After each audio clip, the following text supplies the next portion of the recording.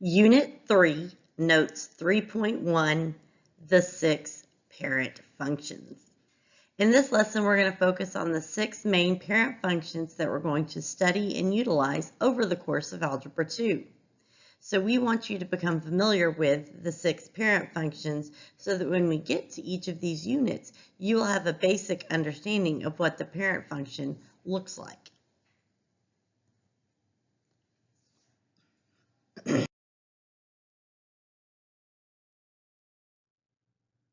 The first parent function we're going to discuss is y equals x. Now you may remember that we studied this parent function back in Unit 1, and that's because this is the linear parent function. Let's talk about graphing the linear parent function. You may be wondering, what x values can I use for input? Well, basically, because you remember the linear function, x can be anything from negative infinity to positive infinity. So really we can use any x value. However, we want to introduce you to something we call the Fab 5. Now the Fab 5 is the x values that are for -2, -1, 0, 1, and 2. Now the reason we call these the Fab 5 is that you're going to discover 4 out of 6 parent functions will use the Fab 5 for their x values to graph. Now the reason we do this is because they are smaller numbers, they're easy to manipulate when we start translating our functions and doing transformations of the functions. They're easy to work with, and they just make for easy graphing, okay? Now, let's talk about the y values. Now, since y equals x, that means that if x is -2, y is -2. If x is -1, y is -1. If x is 0, y is 0, 1, 1, 2, and 2. So we graph those 5 points, and then we do a fancy game of connect the dots. Now you'll notice that arrows appear on both ends of the line, and that's because the graph goes on forever in all directions, okay? So it's going to keep going to the right forever, it's going to keep going to the left forever, it's going to keep going down forever and up forever. So there's nothing that's going to stop this function. Now, in terms of linear, we will not be doing a lot of the transformations of up, down, left, and right. That's because we can transform any linear equation into slope-intercept and graph it that way. Or you can graph by the intercept. So there's so many other tools available for graphing linear functions. We're not going to be talking about transforming those as much. So let's talk about the domain and the range. Well, if you remember back from Unit 1, the domain of any linear function is -infinity to infinity, and the range is -infinity to infinity. So this is something we've already studied and talked about.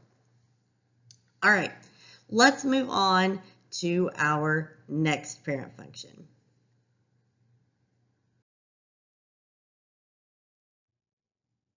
Let's look at our next parent function. This is our next parent function. Well, what do those bars mean on either side of the x? Well, remember back from Algebra 1, that means that it's the absolute value of x.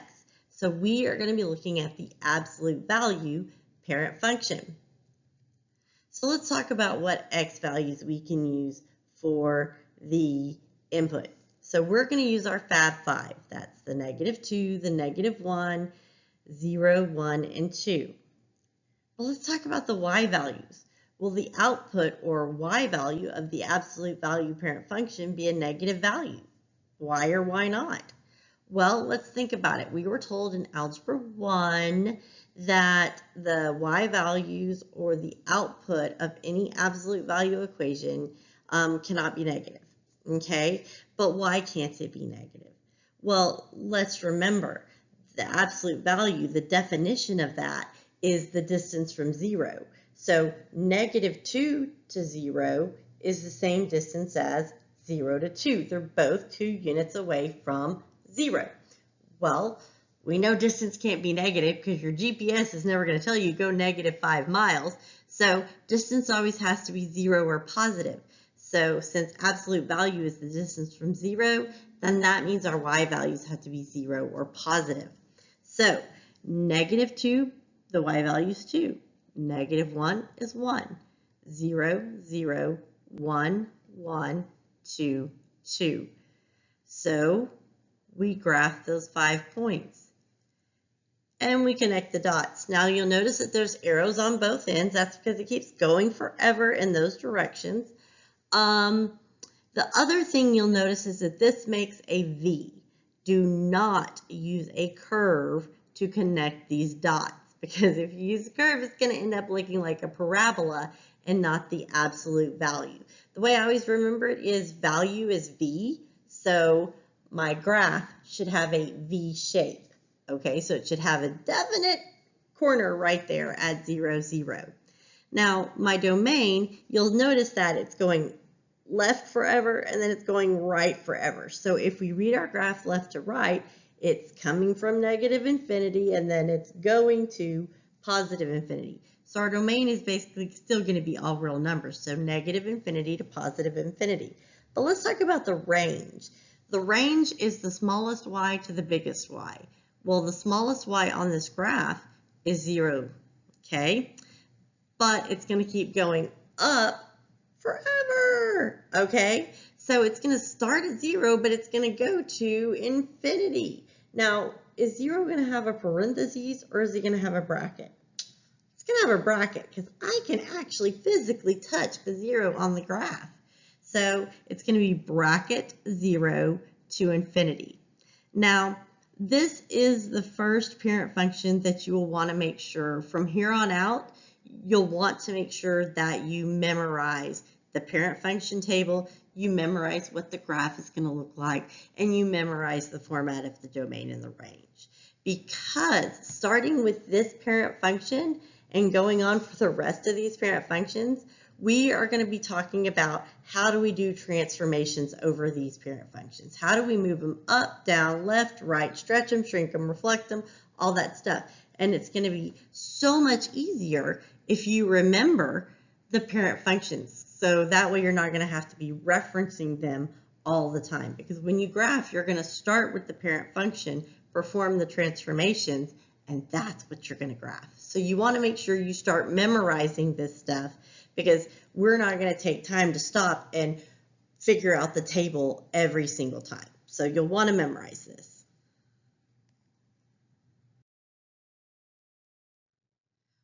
All right, the next parent function is y equals x squared. Now, y equals x squared, y'all probably also remember from Algebra 1, because that is a quadratic function. So if the highest power is an x squared, then it's a quadratic parent function. So let's talk about graphing.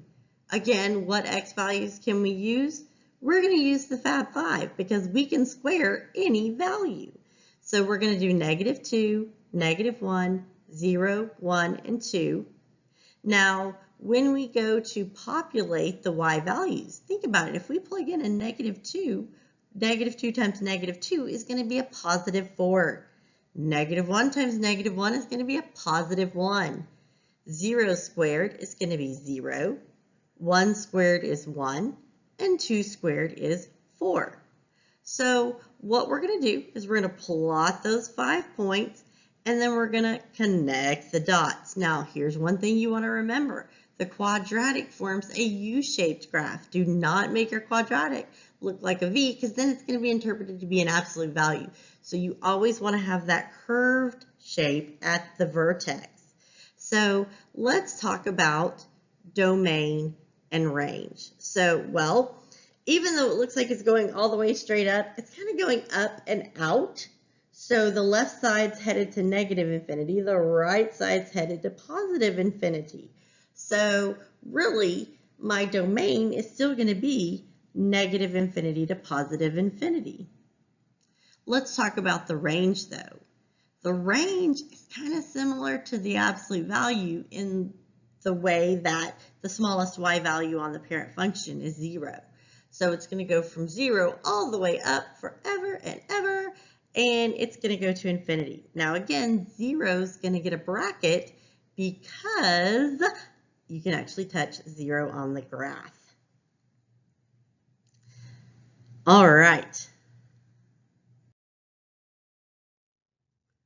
Our next parent function is y equals the square root of x. So that makes this the square root parent function. So let's talk about what x values can we use for the input. So I'm going to put them up here, and then we're going to talk about why they are what they are.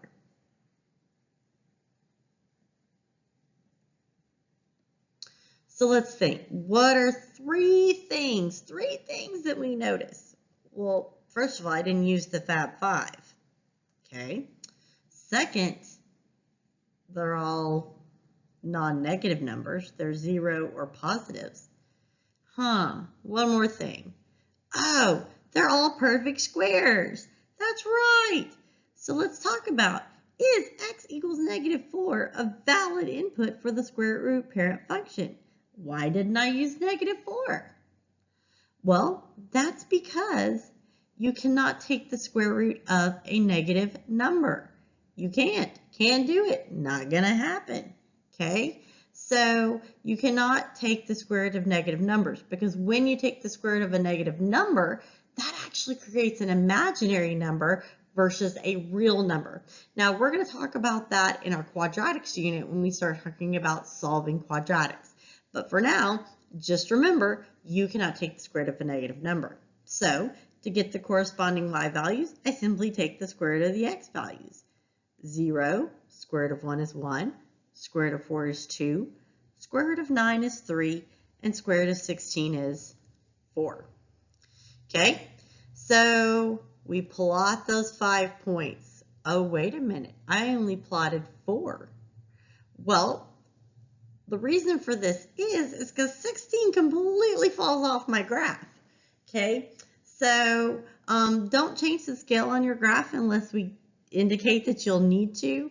So when you're going over the parent function, you want to have all 5 points on your table, but that doesn't mean you have to have all 5 points on your graph. Now, if it fell off your graph by only 1 or 2 tick marks, that's totally okay. You can just continue the graph out like 2 more tick marks. But for 16, this is like, I think, a 10 by 10 or a 12 by 12 graph. We're just going to leave it on the table, but we're not going to put it on the graph. But don't forget to put it on the table, because you'll need to have 5 points to the table, even if you might not get 5 points on your graph. So we connect the dots. Now, the one thing I want to point out here is notice that I've got an arrow here, but I don't have an arrow there. And that's because the square root function, parent function, it doesn't go on forever in both directions. It only goes on forever to the right, okay? Until we start doing transformations. But the parent function itself only keeps going to the right. Because remember, we can't have any negative x values in the parent function. So just remember, when you're graphing, it only has one arrow. If you put arrows, so let's say, for example, you put an arrow right here. If you put an arrow on that left-hand side, we're going to count that wrong, because that tells us you don't fully understand the square root function. And by putting that arrow on the other end, you're saying, hey, this graph goes on forever to the left as well. So again, remember that the square root function only has one negative. All right, let's talk domain and range. Well, for the domain, well, my smallest x is 0, and I can touch 0 on the graph. So that's going to be a bracket 0, but it's going to keep on going forever to the right. So that's going to be a 0 to infinity. Let's talk about the range. Well, the smallest range value is 0, okay, but it looks like it's going to flatline, but that curve is not going to flatline. It's going to keep going up by increments, and it's just looking like it's flatlining, but it's not. It's going to keep going up. So that means our range is also 0 to infinity. All right, let's move on to our next one. So we have y equals x cubed. Y equals x cubed. So this is going to be the cubic function. Now this is not the cubed function. It is the cubic function. So please don't call it the cubed function, or else you're going to see your teacher just like, no. So it is the cubic function. Let's talk about what x values we want to use for our input. Well, we can cube any number. So we're going to go to the fab 5. And so that's going to be -2, -1, 0, 1, and 2. To get the output, the y values, we're just going to cube those. -2 cubed, -8, because -2 times -2 times -2 is -8. -1 cubed, -1. 0 cubed, 0. 1 cubed, 1. 2 cubed, 8. So we plot the 5 points, and then we get a snake-like function. Okay, we get a snake-like function. Right now is when I'd probably break out my, ooh, look at snakes on a plane. Get it? Coordinate plane, snakes.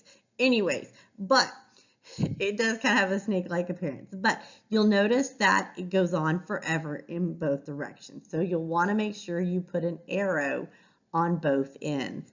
Let's talk about domain and range. Okay? So domain, well, it looks like it's going to be going straight down, but really what's happening on that left side is it's going down and out. So you're still going to be going to -infinity on the x's, and same for the x values on the right. It looks like it's just going to start going straight up, but it's not. It's going straight up and out. So it's going to be -infinity to +infinity. And then range, well, it's coming from -infinity, and then it's got to go to +infinity as well. Now, here's the cool thing about the cubic function. The cubic function and the cube root function are inverses of each other. They are true inverses. So guess what? If you know the cubic parent function, you also know the cube root parent function, and let's see why. So we have the cube root. Notice it's not the square root because it's got that little 3 as the index, that little number right near the check mark, part of the radical. So this is the cube root of x. So we call this the cube root, not the cubed root or the cubic root, but this is the cube root. So let's talk about our x values. Remember what I said about it being the inverse of the cubic? So guess what? The x's on the cube root are the y's from the cubic. So we have -8, -1, 0, 1, and 8. Now, why can we take the cube root of a negative number? Well, if you remember, the square root of a number is what number times itself gives you the number under the square root. Well, on a negative number, on a cube root, it's what number times itself 3 times will give you the number under the cube root. And that's because a negative times a negative times a negative is a negative. So cube roots, we can have negatives underneath the radical. So the cube root, -2, -1, 0, 1, and 2. And look, instead of our fab 5 being on the x's, our fab 5 are now on the y's. So we're going to plot those points. So we graph it. Looks like another snake on a plane. Okay, so domain, you can tell it's going from -infinity to +infinity. And it's the same for the range. Even though it looks like it's going to flatten out as it goes to the left and the right, it's still going kind of right and up to and increasing, and it's going left and decreasing. So that's how we get a range of -infinity to +infinity. Okay, so these are our 6 parent functions that we're going to study. So Unit 3 is going to be all about the absolute value. Unit 4 is going to be all about the quadratic. Unit 5 is going to be, or Unit 5A, excuse me, is going to be all about the square root. And then Unit 6, we'll get into the cubic and the cube root. And then our last 2 units, Unit 7, we're going to talk about rational functions, and Unit 8, we're going to talk about exponential and logarithmic functions. So we are going to keep going, but you'll see, like, because we don't really have, without getting into too much detail, we really don't have true parent functions for rationals and for logarithms and exponentials, but this will take, these 6 parent functions will take up the majority of our course. All right, so let's revisit a few. Okay, sorry about that. My talking got cut off on the last slide. Let's talk about a few things we want to remind you of before we finish up. So these are things to remember when graphing. First of all, you want to plot at least 5 points. 5 points where possible, okay?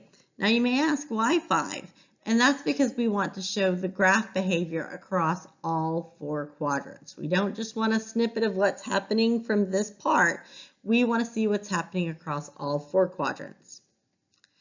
Exceptions: square root of x, cube root of x, and cubic, so x cubed. So now really, if you're just doing the parent function, cube root of x and the cubic function really aren't exceptions. You'll be able to get all 5 points on the graph. It's when we start shifting them left, right, up, down, stretching, shrinking, all that stuff, that it may not fit. But you need to fit at least 3 to 4, and you may have to extend 2 to 3 tick marks off of the grid to show the behavior.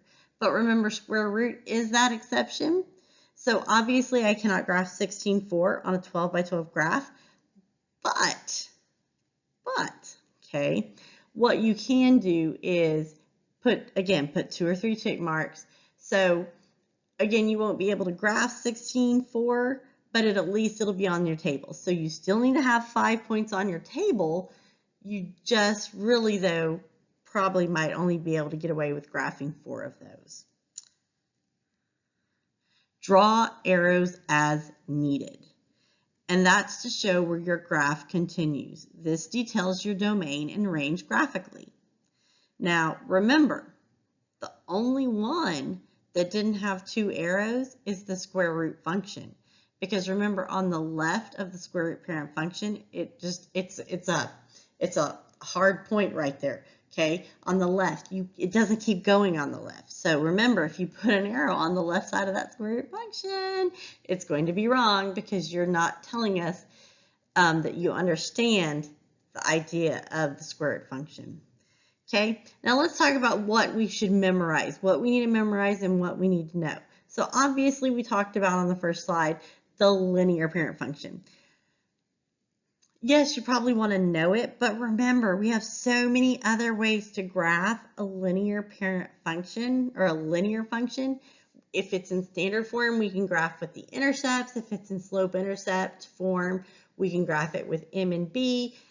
Point slope form, we can graph it with the X, Y, and the slope. So we're not going to be taking the parent function and really necessarily moving it up, down, left, and right. That's because we have so many different ways to graph it. But the square root function, the absolute value function, the quadratic function, the cubic function, and the cube root function, you'll want to memorize those. You'll want to remember and memorize the parent function tables, what the graph looks like, what the domain and range are. So you will want to commit that to memory, because in each new unit where we start a new parent function, we're going to talk about moving that graph up, down, left, right, stretching, shrinking it. And so you'll want to really remember that parent function, because we're not going to take the time to derive the parent function each time. Okay, we're going to go, here's the parent function. Now let's use the new function to come up with a new table of values. So you're going to want to have that memorized, because you don't want to derive that every single time. All right, so that's it. No homework today for the parent functions. We just want you to study these and start memorizing these, and then we'll come back and we'll start day 2. All right, have a good evening. Be safe, be careful out there. Please remember to socially distance 6 feet apart and wash those hands, and have a great rest of your day. Bye-bye.